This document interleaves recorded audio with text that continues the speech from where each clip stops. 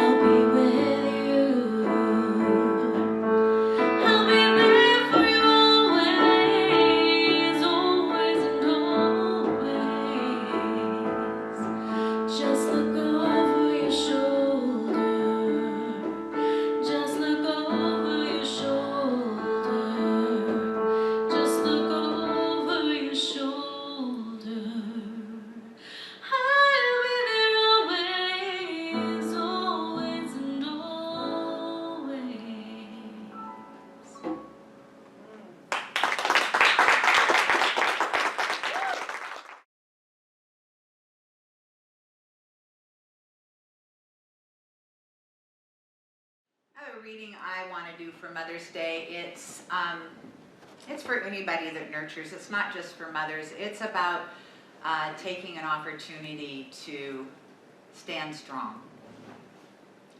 You're allowed to leave any story you don't find yourself in. You're allowed to leave any story you don't love yourself in. You're allowed to leave a city that has dimmed your light instead of making you shine brighter. You're allowed to pack all your bags and start over somewhere else. And you're allowed to redefine the meaning of your life. You're allowed to quit the job you hate even if the world tells you not to. And you're allowed to search for something that makes you look forward to tomorrow and to the rest of your life. You're allowed to leave someone you love if they're treating you poorly. You're allowed to put yourself first if you're settling. And you're allowed to walk away when you've tried over and over and over again and nothing has changed. You're allowed to let toxic friends go. You're allowed to surround yourself with love and people who encourage and nurture you. You're allowed to pick the kind of energy you need in your life. You're allowed to forgive yourself for your biggest and smallest mistakes. And you're allowed to be kind to yourself. And you're allowed to look in the mirror and actually like the person you see. You're allowed to set yourself free from your own expectations. We sometimes look at leaving as a bad thing or associate it with giving up or quitting. But sometimes leaving is the best thing you can do for yourself. Leaving allows you to change directions, to start over, to rediscover yourself and the world. Leaving sometimes saves you from staying stuck in the wrong place with the wrong people. Leaving opens a new door for change, growth, opportunities, and redemption. You always have the choice to leave until you find where you belong and what makes you happy. You're even allowed to leave the old you and reinvent yourself. That was by Raina Named. And it touched my heart today. And so we're talking about listen to your heart. And did you know that when you're an embryo, the first sense you have is your hearing? And the first sound you hear is your mother's heartbeat. And so if the heart is the seat of the soul, which we believe it is, and the first sound you hear is that beat, it is the divine talking to you in embryo, telling you of your perfection, telling you probably about this life, although I think when we're birthed we forget. I think that we are whispered to always we are whispered to. And our heart is that place within us that speaks so quietly that we have to stop and listen and really create space to hear what it is saying to us. And so how many of you have had the experience of saying yes to something and your body is absolutely saying no? You know, you can feel your teeth clench up, you can feel your fists kind of clench up, you can feel your body kind of scream at you like, no, you shouldn't be doing this. I went into 2 marriages like that, so wonder they didn't survive, since my heart knew what I wasn't willing to listen to. My heart was trying to tell me, don't do this. This isn't right. This isn't what you're supposed to be doing. And yet, I believed that I did it and I got lessons from it, but I wasn't listening to my heart. Because first of all, at that time in my life, I didn't know my heart was trying to speak to me. And so one of the things that we are encouraged to do is to make space. Create space where you have a place to go so you can listen to your heart. I have lived in our house now for, oh my goodness sakes, 3 years. Sorry, I'm looking at Paul. I'm surprised. 3 years.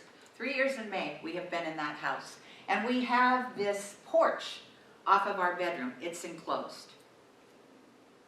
And until about 2 weeks ago, we go up there every once in a while and have coffee. I have now turned that into my sanctuary.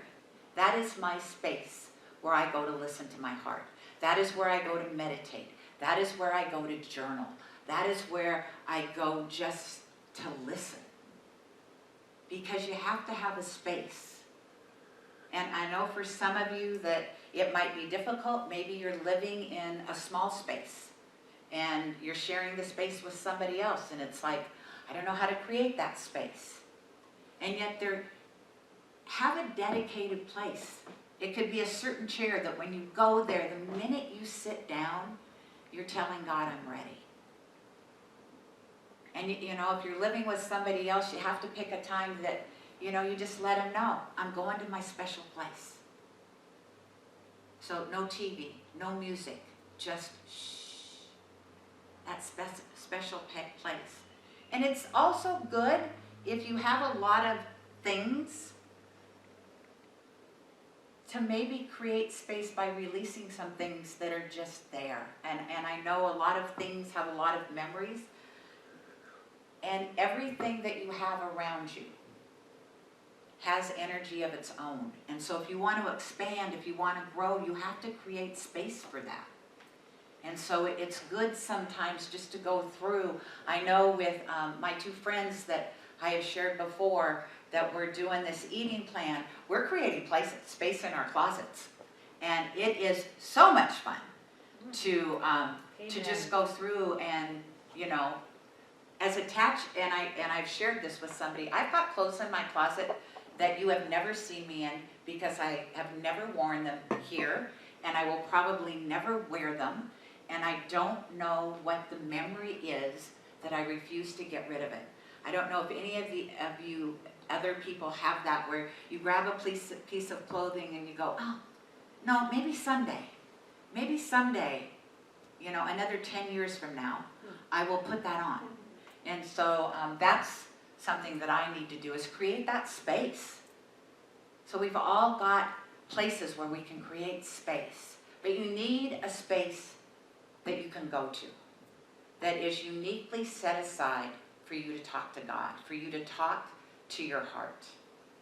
I remember, and I meant to look this up before service and I didn't, so if this person in Santa Fe was wrong, I apologize up front. However, she did the anchoring and the meditation, and she did it on the heart, and she said the heart has a brain of its own. Are you agreeing with me, Karen? Do you know that? Yeah. So if it does, then it is giving and receiving information to us all the time. That place that is our soul. And so you need to, along with creating space and saying no when you really mean, or you know, really saying no when it's a no instead of saying yes, you need to have time each day that you take time out. And I know, I can hear it because I am that person. Oh, I'm so busy, I have to do this. When am I ever going to have the time? And one of the things that this stay at home has afforded me to do is to get up in the morning, and once Paul leaves, to spend the first hour and a half in meditation and reading and spiritual practice. Because I don't have to get up and go anywhere. And when I'm done, then I get ready for work, and then I start to work. And so it's taking that time, because if our soul is always speaking to us and we're moving at 90 miles an hour, we're not hearing it. And it's brilliant in what it's trying to tell us. It's absolutely brilliant in what it's trying to tell us. And so in the reading that I did for this week, Brene Brown talked about in Dare to Lead, which is a book she wrote about being a leader. And she wrote about empathy versus sympathy. And sympathy is something that we are all very good at. Sympathy is about, oh, I'm sorry, and let me fix that for you. Empathy is never about saying, oh, I'm sorry. Empathy is about being where the person is and just acknowledging that's where they're at. And so her story was so heartfelt. Her daughter was a senior in high school, and she had played field hockey all through high school. She was going to get, I believe, a scholarship to play field hockey at a university. Brene was giving a talk outside of Houston in Atlanta, and she thought she had planned it with 90 minutes to spare. So she knew if anything went wrong, she would still be there for her daughter's very last field hockey day. And field hockey at this school, big event. at halftime, the mothers and daughters walk out on the field together, and the mother brings a rose and gives it to the daughter. And so she does her presentation. It is perfect. It's absolutely perfect. And they get in line to get on the plane, and Brene Brown sees the attendants, and they're kind of all whispering to each other. And she's like, something's not right. And so she thought, okay, it's going to be a delay, but that's okay. I've got 90 minutes. I'm good. And then she found out, and she said to the person with her, they're going to cancel our flight. And the person with her was her administrative person. I think she called her something more than that. Travels with her, books her, does all the things for her. And she immediately stepped out of line, and she went over and looked on her computer to try to find flights that would get them back to Houston in time for Brene to go to this event. And there wasn't anything that was going to get her in Houston before 10 o'clock at night. And when they announced that the flight was canceled, she lost it, literally sobbing hysterically, because it was more than just missing the event. It was the last event her daughter was going to do before she went off to school. You know, it was a big emotional thing for her. Now, what would most of us do in that situation? We would have sympathy. Oh, I'm so sorry, but it's going to be okay. Your daughter will understand. Don't worry about it. You know, it will be great. Somebody else will take all the little fat heads to the game, and somebody else will walk on the field with her and give her her flower. And instead, the friend sat with her and said, I totally understand how you feel. That's all she kept saying to her. I totally understand how you feel. Not trying to fix it. Not trying to make it better. Not trying to talk her out of being hysterical at an airport in front of all those people. She just let her cry. In fact, in the book, she writes to a person in one of the places where you buy magazines, and she just says in the book, and I want to thank that person for not saying anything. She went in there and just sat down in a corner on the ground and sobbed, uncontrollably sobbed, because she was going to miss this event. And when she finally, got composure for herself, she texted her daughter, and her daughter wrote back and said, oh, Mom, I understand. I really understand. And then she went on to list everything Brene had done for her and how much she appreciated her. And she was going to miss the fact she wasn't going to be there for her last game. But that was okay. And so for us to really practice empathy instead of sympathy, that is when we are really speaking from our heart. When we really understand somebody else's meltdown or whatever's going on for them is entirely theirs. And sometimes they don't want us to say it's going to be okay or this is going to happen.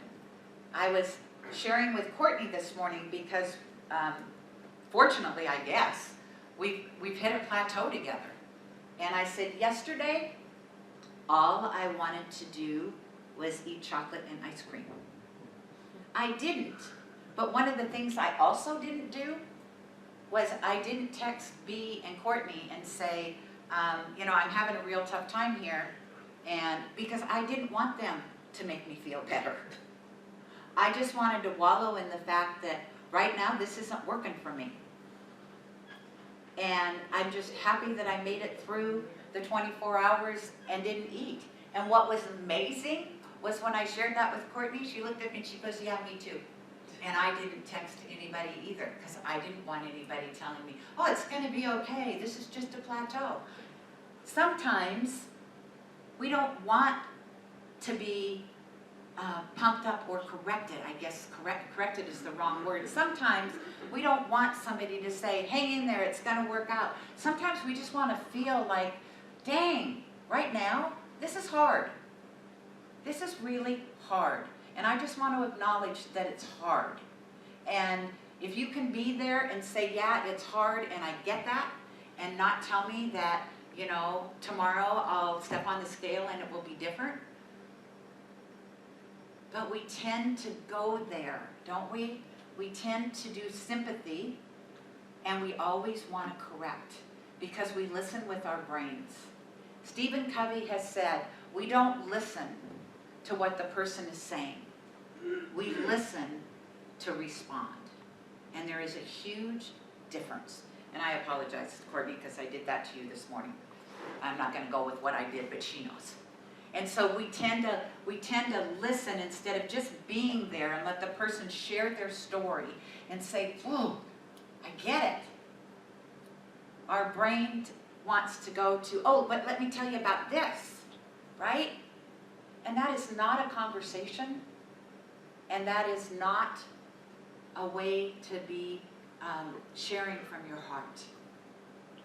We live so much up here. And when I first found the science of mind, Reverend Susie told me, Reverend Susie Shadle, who was my mentor, I've mentioned her a lot, the toughest journey I'll ever make in my life is the 18 inches from my head to my heart. Because we are taught how to be in our heads all the time. And boy, if you grew up in corporate America, which I did, you spend all your time in your head. And so it really is practicing. And people will say, well, how do I do that? And one of the ways to do that is start to really set up time to listen to your heart. And so right now, what I'd like you to do is put both your hands on your heart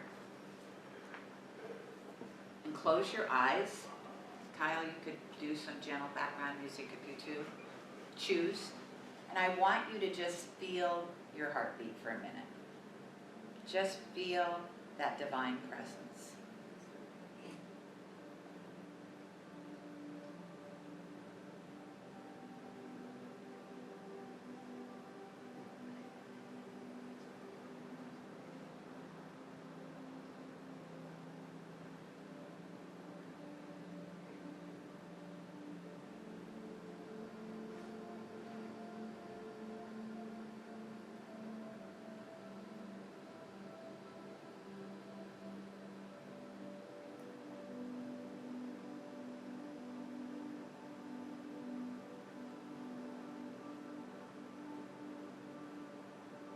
So this is a practice that you could do every single day.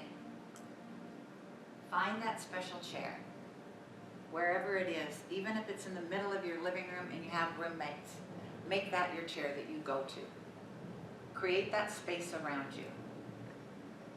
And take the time to really sit and to really listen to what God is saying to you. Because it is true that that divine essence is speaking to us always. It is ever present. It is always available.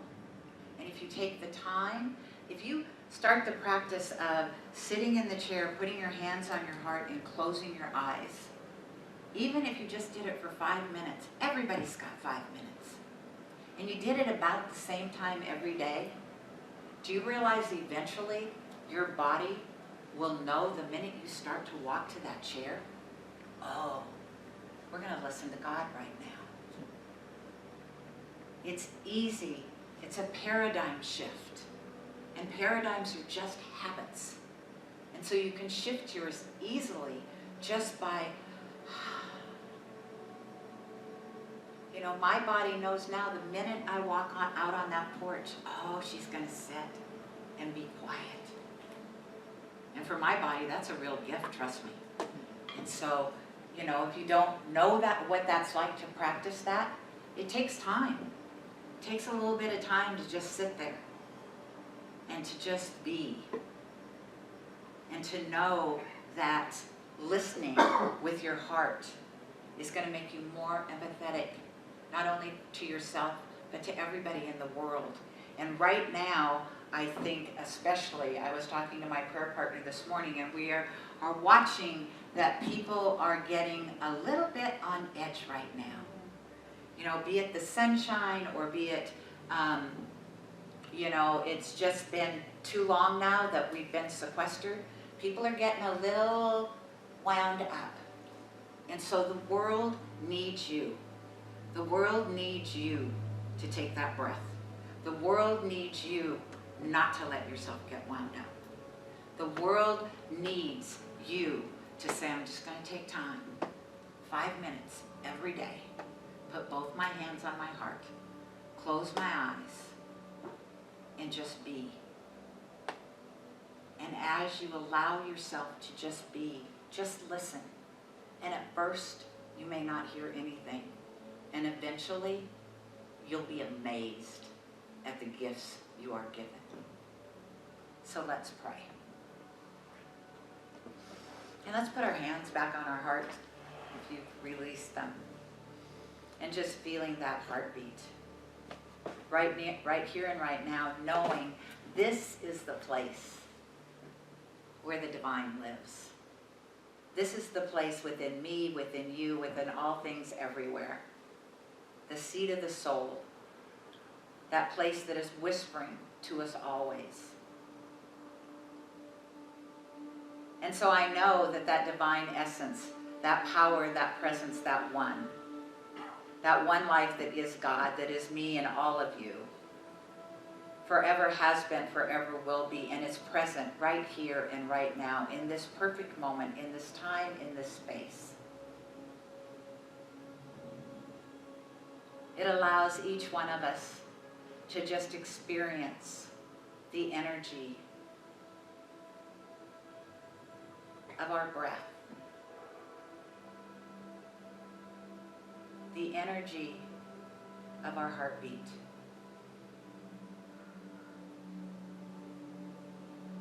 the energy of the birth of an idea, the release of something that no longer works for us. It is that place within us that never falters, that knows only truth, that knows love and confidence and courage and compassion and empathy. And yet, with its brilliance, it never presses down upon us. It awaits us to say yes to it. And so that is what I know for each one of us today. As we start to take the time to truly listen to that place within us that already knows it knows and is awaiting our humanness to open up and say, yes, I am ready. Yes, I will be that light. Yes, I will be that calm in the sea of storm. Yes, I will be that love magnetized. And so I give great thanks for all the women in the world. Whether they have birthed a baby or not, they are still mothers. I give thanks for Mother Earth, for this place that we call home. I give thanks for the energy, for the love, for the compassion, for the courage that is deep within our hearts, snuggled in our bodies, awaiting us to open up and to flower and to be what we have come here to be. God expressing God, always and forever. And so I turn all of these words over, knowing that as it is spoken, it is done. The universe has said yes, because that's what it does. And it is in that yes that I easily and effortlessly let go, I let God. And in that breath, I just know it is true, and so together we say, and so it is. Amen. Amen. Namaste. Please welcome back to the stage. Ah, there she is, Christine S. Young.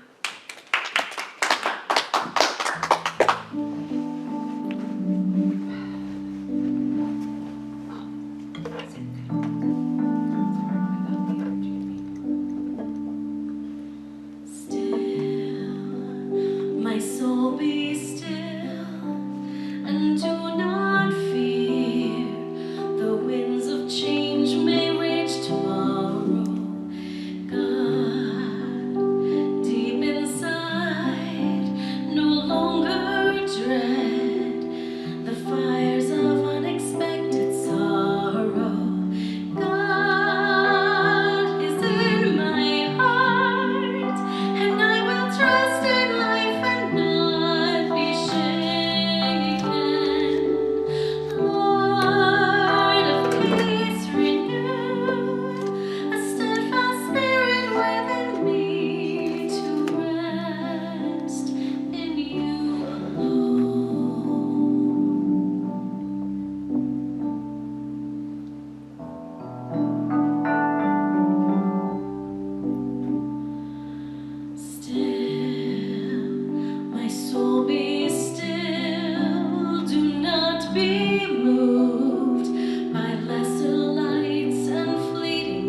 shadows.